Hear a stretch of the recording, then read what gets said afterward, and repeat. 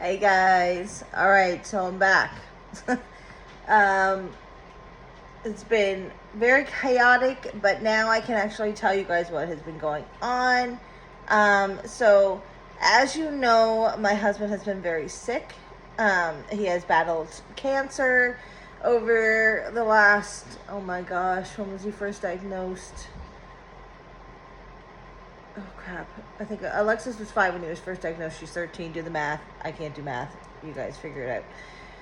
So off and on, his last bout with cancer was in 2020.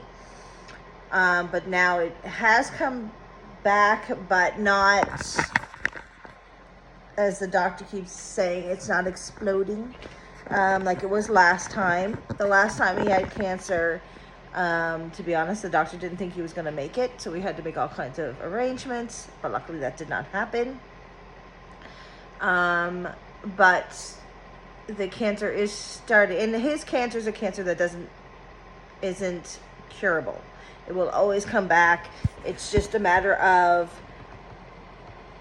how long it will stay away and the treatments that he can get for it. Now, there's this new cancer drug called Brukinsa that it's not chemo. I call it the cancer drug. It's a cancer drug, I guess. But it's to stop it from growing, I do believe.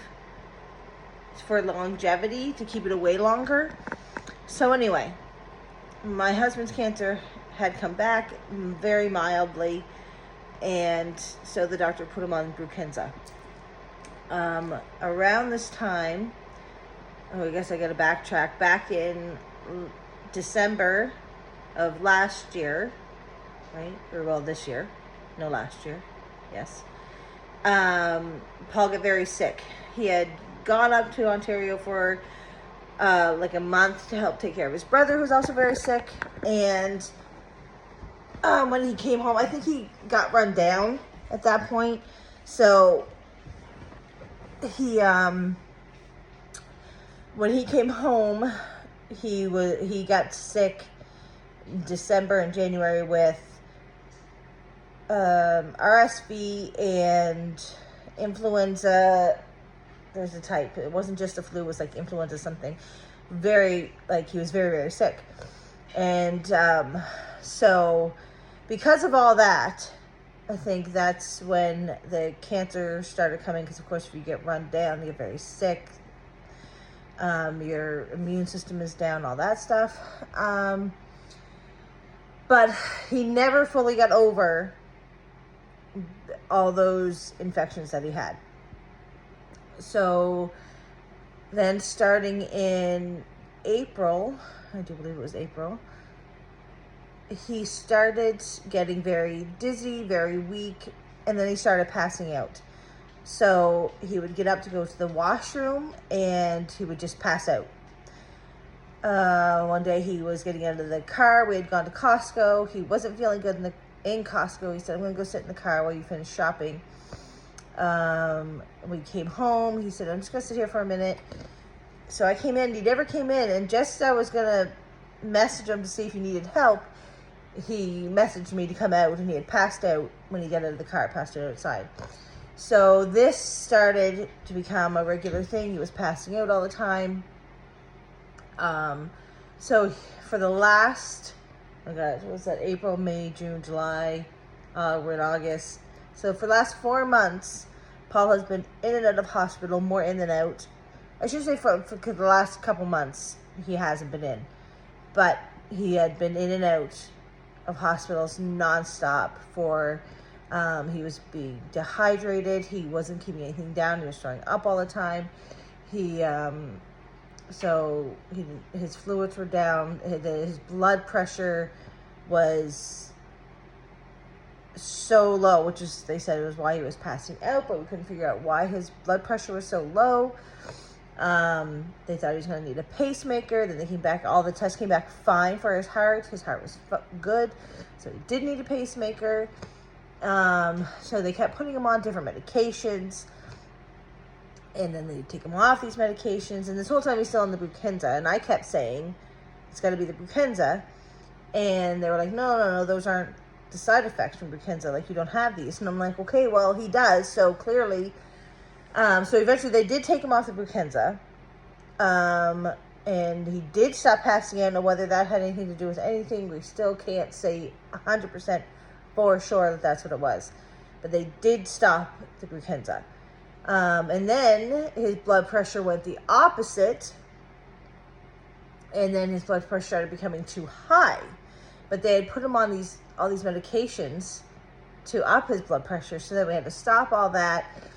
And now, so as of July, he was finally, the blood pressure seemed to be semi-normal. He's lost, at that point, was over 50 pounds because he was barely eating, and what he was eating for a bit, he wasn't keeping down. And so, but the blood pressure thing settled out. He stopped passing out, thank God. So he hasn't been going back and forth thoughts. So what the doctors now have said is basically that it's long COVID.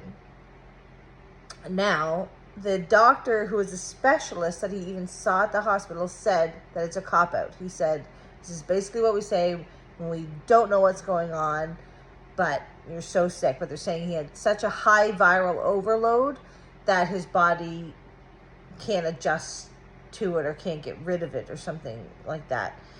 And so he said he's got thousands of patients with the same thing that Paul is dealing with. And there's nothing you can do for it. You basically have to rest and just let your body heal. And that could take weeks, months, or years. This could be your life. So that's what Paul's been doing. So then we did end up going on vacation. So I keep looking at it. I'm waiting for Paul to get home. So we did end up going on vacation with very strict rules for Paul because Paul doesn't want to sit around and not do anything. So this is very torturous for him that he can't do anything. But he was very good. He can drive, no problem. It's when he gets up to move around, he's very weak. He has no energy. So for him to walk to the car, to walk into a store, depletes him of all his energy. But he is able to move around somewhat. And like going now, so right now, I do believe he took my daughter out for breakfast this morning. Now he'll be exhausted for the rest of the day. He'll have to come home and sleep.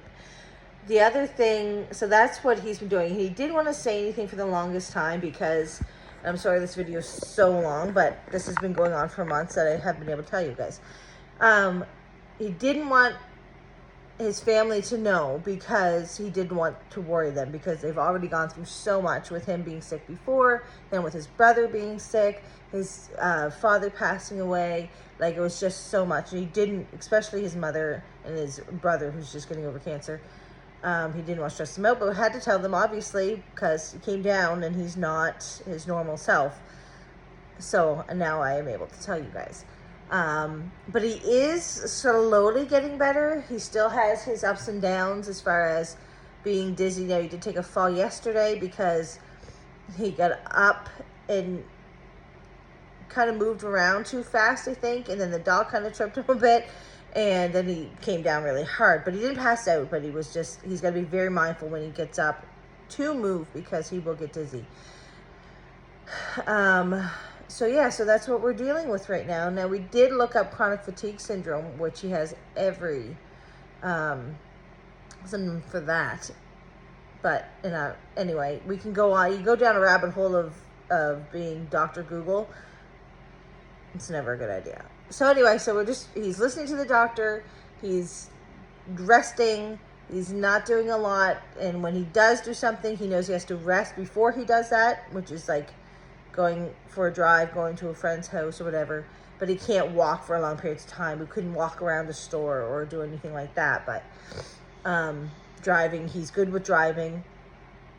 And like, he can sit there and talk and be perfectly fine, talk to you forever, but he just can't move around a lot.